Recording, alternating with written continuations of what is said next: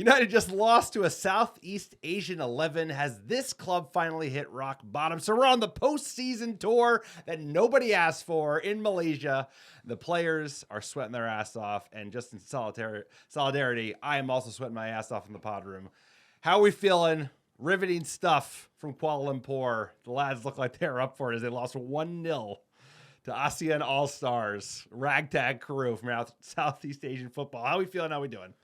If you thought losing the final was rough, going to Malaysia and watching this lot was worse. This is the postseason tour that nobody asked for, like you said, and we're not making enough money. 30 million, maybe 25, 7, 10, maybe 10 and change. Like it's really coming down on the margins how much we're going to make.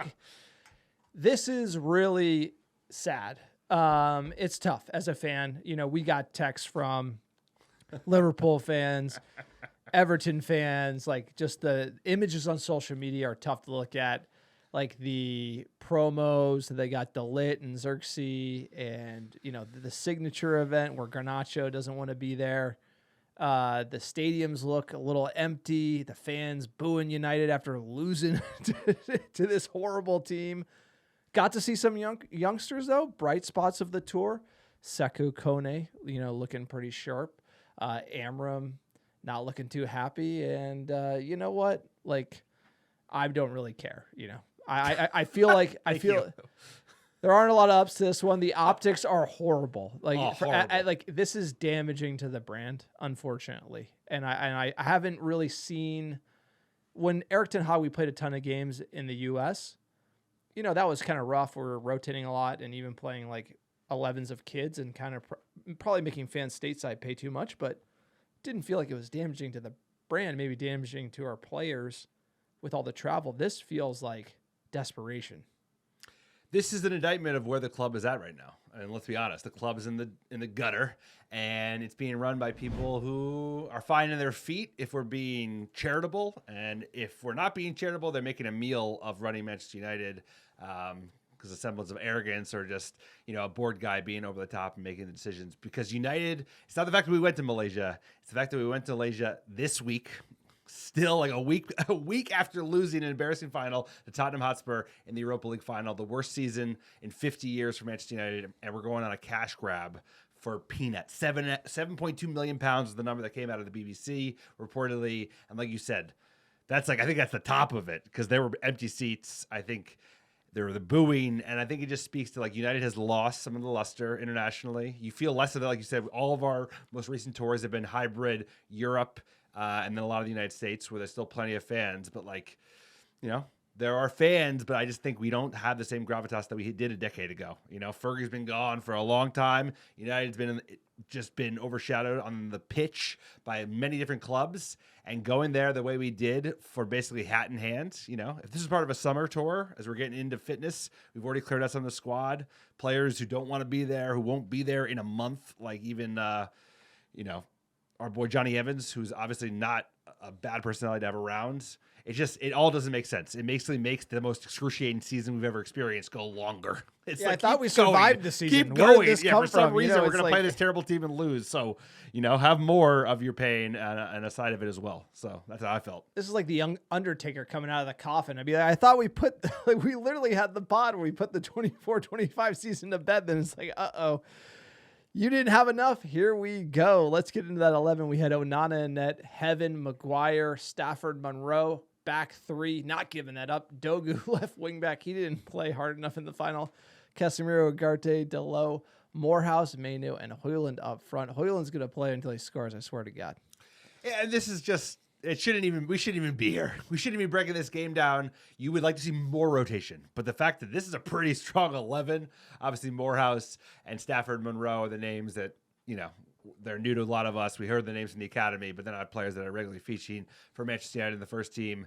And yeah, it was a youthful, recognizable side, went strong, but we went down. And United was a scrappy match. I mean, like, it had the feeling of a match, kind of a testimonial vibe, you know, like a testimonial vibe in the fucking jungle. Like, it's so hot. It's like in the 90s, 75% humidity. The boys are cooked, and we're still carrying the baggage of the season that just ended that was horrible. So it just kind of felt like you're rewatching the Villarreal finals, the penalties again. Like, why are we doing this to ourselves right now? There's none of the hope of the next season. We're still riding out the old season.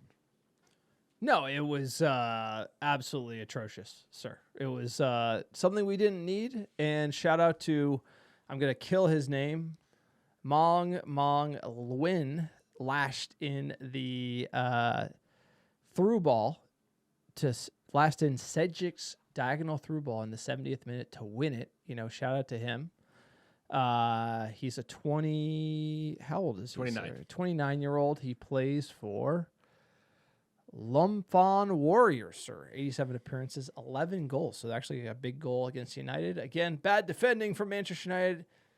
Hard to get up for this one, but this guy has won the Thai League 2 with the Lumphon Warriors. If that gives you an idea of who's scoring against Manchester United, why don't I pay Manchester United some money to score against that back line?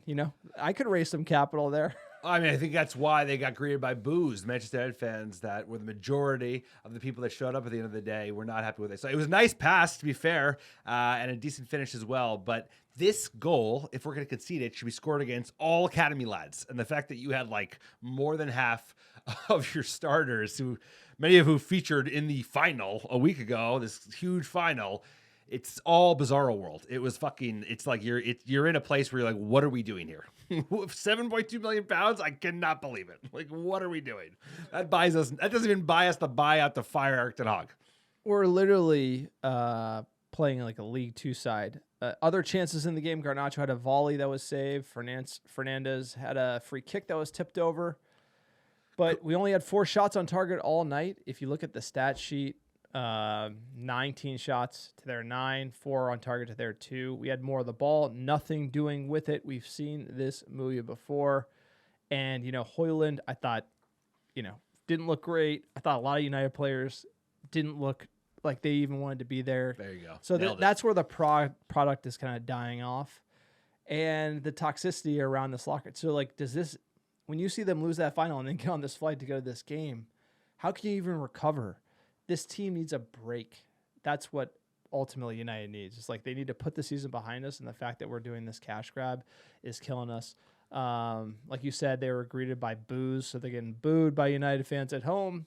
They're getting booed by United fans in Malaysia. So, Malaysia, welcome to Manchester United football. That's what I would say. You're part of the family now. I think this speaks to the lack of self-awareness from Ineos and the rest of the team. You have to know better than this. Like you said, it's bad for the brand. It's not bad for the brand that we went to Kuala Lumpur. It's bad for the brand that we went to Kuala Lumpur after the season ended, the season that we just had, for an obvious cash grab, a small ball. Like I said, if it was 25 fucking million, you could go get Dogu. Okay, I can justify it. But are you serious? That little bit of money, it just makes you look like kind of a Tottenham Hotspur. Not Manchester United, not the biggest club in England, one of the biggest clubs in the world. So just an embarrassing thing altogether. And then you have Omar out there kind of trying to shine it up. And the players, that's how they play. They look like they didn't want to be here. A couple of youngsters did have some nice moments. Like you said, Sekou Kone looked good. Shea Lacey looked good. I still like Heaven. I'm excited about him. I thought Kobe, he could have had a goal. That's why I'm rocking his jersey today. But just an embarrassment that we're even there. And, not that, like I said, I'm not putting it on Kuala Lumpur. It's great to go to Asia and support the fans and raise money in that way. But a postseason tour, bro. Yeah, preseason. When you're getting up for a new season, not this. Look, Amorim says after the match, quote, "I always feel guilty for the performance of the team since the first game I was here." Not great. Perfect. He also went on to say, the boos maybe is something we need because every game we lost in the Premier League, all the fans were there. I felt like when we finished every time, the supporters were with us. Let's see for next season. On Cunha, he said, you're going to have to wait to see on that for next season. So, look, it sounds like a defeated man. Unfortunately. He needs a break. Everyone needs a break at this. Really, the boos, that's savage. That's like going to play... That's like going to play at East Rutherford. You know what I mean? No, it's like going to play in front of the Senior Bowl, or the people who come back 10 years later. They fly all the way to Malaysia, and then the alumni bowl. The fans are like, by the way, what do you expect in a friendly? It's like you expect. I went to a friendly, LVG Rose Bowl like Rooney scored, Herrera, like it was like a 5-goal rout. I forget who they played. It was a great game. You see some All-Stars, some Summer hitters, tour, dude. Summer. some goals, and to see us not score against this team is like, look at the lineup here.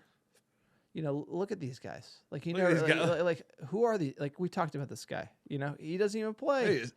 Hey, look at Aguero. They got Aguero, sir. He's still doing it. Look at our team. The point of the matter is, it's all just, this is like a comedy tour. Like, United need to look themselves in the mirror and be like, we're embarrassing ourselves. We are ruining our brand. If you're going to go there and you're not going to sell out, then you shouldn't be going there in the first place. Yeah, apparently there's 10,000 unsold seats for Friday's Hong Kong friendly, the Hong Kong international team. You ever heard of that powerhouse?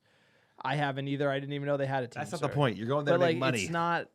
Yes, exactly. We played them in the past. We have played Hong Kong. But you could go to, you know, the Gulf. Maybe they pay up more than these guys. But I feel like this devalues it. You know, looking at this bus tour here, you got Xerxes on the top of the bus with the lit in heaven. They went on sort of like an MU2, like MU2 TV dance for Jim Ratcliffe's like cash grab. Like they look like they don't want to be there. It's really a tough look. Would you want to be there? The whole crew. I mean, like every other season in the history of Manchester United, they've all gone on vacation, you know, with their wives, with their partners, whatever. They go to the Caribbean, not the Caribbean. They go to the Mediterranean. They go to the Middle East. They go wherever. They go to the States. They don't want to fucking be, not that, like, I'll go on a fucking vacation to Kuala Lumpur and Hong Kong, but they don't want to be working. They're like dancing. They got a bunch of the kids got sent to fucking India just to do more PR, more like, who got sent? Maguire, Onana, and Delo, I think, did like another part of this campaign of just like, I get it, building the brand, but the players are exhausted. Everybody's exhausted. Poor Omar Berrada, bro. He's eating shit sandwiches all day long. So he did give an interview to MUTV. Let's hear from Berrada. We don't hear from him too often. The CEO of Manchester United, CEO of this operation. So Omar, we're here in Malaysia. The crowd, as you can see, is loud around us. What does it feel like to be here for the first time in 16 years? Yeah, it's fantastic. The fans have been incredible since the moment we landed in KL. It's really good to be back here. We have very passionate fans around the world. But I think in this area of the world, we see fans, as you can hear, that are extremely passionate and loyal to our team. And how's the mood been around the team this week and on tour in general? How are you gauging it? It's been good. Obviously, people are still hurting from the loss last week. We all wanted to end the season with a trophy. But the players and the coaches and the staff are doing well. I think they're very focused now on engaging with our fans and starting to think about next season. And you've been in your post for a year now, and now the dust has started to settle. How do you reflect back on that How first you doing? season? Hey, how's it going, man? Yeah, it's a privilege to work for this club. It's been a difficult season. We're undergoing a transformation on and off the pitch, and we've had to take some really tough decisions to really put the club in the best place possible for the future. And you know, our fans have been incredibly supportive and patient during this process, and I can only say thank you. And now really our job is to focus on the future, learn from what's happened this season, improve, and make sure that we continue aiming to coming back to the top again. And of course, the fans now, the exciting thing is the transfer window, which opens next week. Is there anything you can share with us about the process and what we're looking for this summer? Yeah, I can't talk about specifics, but I can say that we've been planning for many months now. We were ready for all the different scenarios. So now we know what we need to do. We have a very clear idea of where we need to invest in the squad to improve. So Jason, his team, Ruben have been in talks, as I said, for many months. Now it's a question of executing that plan and doing it in a way that is prudent, but at the same time with ambition. Ambition, that's what we need. Omar Berrada, what do you think? Initial thoughts? Poor bastards. You know, it seemed like the dream job. You know, Manchester United CEO working under Ineos. They're coming in. They mean business. They're going to put real money, real wood behind the arrow. You know, we're going to hire the best people possible. And I think on paper, it all sounded good. But at the end of the day, you know, he reports to one guy only, who is herky-jerky. So he's been a little all over the place. He's made big bets, but at the same time, like he's working for Jim Ratcliffe. He's in charge. So I think he's just giving you PR talk. Like, it's just like marketing speak. Like, yeah, we're gonna, we're still reeling from that big defeat, but we're gonna do everything we can. We've been playing. He's not bad at it. Like, look, he's pretty polished. He is polished. He's more compared polished to than the last crew. Arnold drinking Sweats beers Arnold. with the hardcore my fans gosh. and getting recorded off. Like that was bad. That They was fucking all got time. him. It's almost like people like that have been running this club. Like, here's the deal. It's all about execution. It's all about this summer. That's true, though. Berrada, good to hear him smiling because he's been eating a lot of shit sandwiches. So Who else is eating shit sandwiches, sir? How are the rest of the lads enjoying their tour? Okay, apparently Xerxes was spotted. POV Xerxes buying Nasi. Apparently Xerxes was getting some food late night, sir. Like Jet-lagged. Jet-lagged. This was a pretty interesting scene. I've never seen this before. Just like people in the bushes recording him, being like, "Hey, I gotta go walk. The hotel's closed, kitchen's closed. You gotta get out there and get those late night eats." Good for him. But Yeah, I like, get it. You get hungry. I don't know that the hairpiece thing he's wearing. Apparently, So I think it's we don't have the type of hair that needs that. Like my wife has like silk stuff. She covers her hair with, so I think he's keeping his hair in line. And then obviously Speaking of hair, we got to get to Garnacho not enjoying Malaysia very much. Apparently, him and the manager continue to fall out, and it was allegedly said that Amorim told Garnacho, "You better pray that you can find a club to sign you." And that could, like Alex, you talked about, it could be from his brother. Seems harsh. Seems like something Amorim would say. Unfortunately. But why would you say it? I'm not saying he didn't say it at all. I'm not saying just it's undeserved. It's just not. It's not. He's got a bad. Clearly has a bad attitude. Had a falling out with Den Haag. Had a falling out with this manager. A lot of players fell out with both those managers. To be fair, but why would you say it? Like, why would you say it? And then at least the press, and then you're selling an asset that has issues with it. They're going to make it more challenging because nobody wants to buy a youngster that has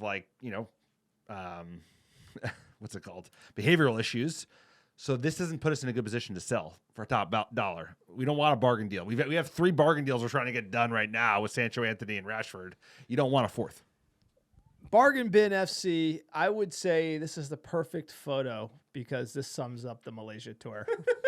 that shouldn't face, be there. Don't want to be there. That face is pretty much everyone on the roster. Like even Xerxes, including us, even including Xerxes, ARD. this is like Alex when we land like late at night. In give the us something to UK. eat, bro. Hey, you got Got a any pie? meat pies ready to go? Give It's me a like pie. everybody's not necessarily. This tour came at the wrong time, sir. Let's get into some fan questions here at @D_Cole18.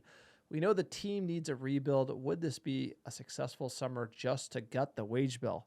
Outs: Eriksson, Lindelof, Rashford, Garnacho, Anthony, Højlund, Evans, Onana, maybe Casemiro, Shaw, Delo, and Mount. Ins: Cunha, Mbuemo, Delap, Adams, Anthony Robinson. Look, Two I Americans. love the Two Americans. There. Delap thinking about Chelsea and Yeah, he's Mbuemo. gone.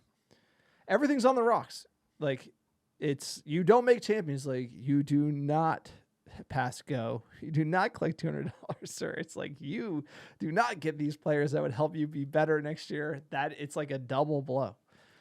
It's a double blow, and we also have bloat. We have bloat in the squad that we haven't been able to get rid of. How many times have we heard? How many times the ARD community, Everyone's itself, on the block every summer for like the last And 5 nobody years. leaves. Everybody's for sale. Big turnover. That's it. They have to be willing to take it on the chin and take losses on deals that they didn't want to. Like, you got to be able to take scraps for Sancho and Rashford and make a deal for Anthony and get players off the books at good deals. Like, you don't want to be, we're in a bad position. It's all, I hate to say it, Omar Berrada nailed one thing. It's all about execution. It's like, if they can execute this summer, we've got a fighting chance for at least top half of the table, maybe 10th place finish. But if they bungle this, they're going to be in big trouble. In big trouble, sir. It's not doable. You can't turn it around in a summer. No, of course not. Especially with the shoestring budget that we have. So that smile, Berrada smile says it all. He's going to be eating a load of shit sandwiches. At Hersey, we lost to a team from Malaysia. That says it all. And at Toro da Corsa, getting Mbuemo and Cunha seems too good to be true. Do you agree? $50 million for him seems cheap. I assume he's talking about Mbuemo. Here's the thing. We've signed a lot of attackers, and they haven't come good. And so as far as who can tell who's going to come good, I have no idea. We saw Mbuemo looks like a player he could come to United, look like a nobody. Cunha, same thing. It's hard to tell at this point. Alex was saying, I'm usually more negative on the signings coming in, and that's almost Smart. why Smart wouldn't bet. you be? Because everyone seems to fail. And so, I like this team. I just don't. Something's rotten at this club, and people talk about the manager. They talk about the owners. They talk about the players, the dressing room. Something about it seems that when you're with this crew, people aren't working hard. Look at Rashford's supposed to be the captain. If you honestly think about it, Rashford should be the captain of Manchester United. He's from the old guard, taught by the old guard, came through with those leaders. He should be that type of leader. And he was something wrong with the dressing room. So then who is the lead? Who are the leaders in the dressing room? Is it Casemiro? That guy doesn't get fit. Is it Johnny Evans? He doesn't play. Bruno. I mean, that's really the problem. There is no core leadership at United setting the standards. So if we had those standards and Cunha and Mbeumo came in, they'd probably ball out. The whole team is probably better. You just have too many people with 1 foot in, 1 foot out. Like players that don't want to be there, players that are there for the wrong reason, players that are over the hill, players that have been around for way too long in both our starting left back and right back. Like Sean Delow, if we're being honest with ourselves, both those players should have been moved on, and they would have been moved on at a club like City. A top club, they would have been like, yeah, best of luck. We'll see you later. And that's the thing is no individual player is going to, Mbeumo, Cunha, the lap, fucking give me 5 more great players from the EPL. They're not going to cure this team. This takes years and discipline and really kind of turning this squad over in a way that we've never seen. So I don't know if we're going to see it. I don't know if they're going to be able to pull it off before Ineos is forced to sell, but that's what we need. It was we actually do need what Chelsea did, which is just everybody out, everybody else in. And then they're kind of finding their feet. They won a cup today. Obviously, they finished 4th place. So I don't think we have the cash or the time to do it right. But that's what it needs is you got to burn it all down literally and then build it all back up. And we're literally Rashford still has a role to play. He scored goals. It's he's going to be back in Carrington, in a month? United is becoming a meme. That unfortunately for me, we were getting texted by those other fans, and you're clapping back at him. Alex is still in the ring fighting, and I haven't been, but I had the Everton guy. I thought it was good. I thought it was a good one. No, but I'm you're right. You're right. This club is in the mud. We're covered in mud. We lost the final. We're in the mud, Spurs. And then we're going to Malaysia. It looks bad. Players don't want to be there. The whole thing is so transparently a money grab. There's no soul to it. It's empty, and it's actually a bad for the brand in my opinion. And ultimately, Ineos needs to understand that firing everyone and having this lack of lens as it relates to PR and what the club is truly about is going to degrade the brand even faster than the Glazers did. I don't know how that's even possible, but they're making a meal of it all, and we hope they turn around soon. But look, that's it. That's the podcast. They do. You like the American Red Devils, you should check us out on YouTube. If you're not on YouTube, you're listening on iTunes and Spotify. There's tons of extra content that we post to our YouTube channel. We post about a video every week. We're covering other transfer news there as well. The Cunha Here We Go breakdown is going to be on our YouTube page. So please go to our YouTube. If you're on YouTube, subscribe, comment below. Let us know what you think about the Malaysia tour. Something tells me you don't think it's too great at all. Even the people in Malaysia booing United is absolutely savage. Check out our store. Grab some merch. It's been a hell of a run. You want to go the extra mile, you can support us on Patreon, patreon.com/AmericanReddevils. Sir, give us our last 10 downloads, last 7 days. Number 1, how you doing? Chicago, Illinois, Dublin, Ireland, Los Angeles, California, Oslo, Norway, Melbourne, Australia, Brooklyn, New York, Sydney, Australia, New York, Orlando, Florida, and last but not least, Portland, Oregon. Appreciate all the American Devils listening week in, week out. It's been a hell of a season. Somehow it's still fucking going. Somehow it's still going. We're not in the Champions League final, but we're still playing. We're playing in Malaysia.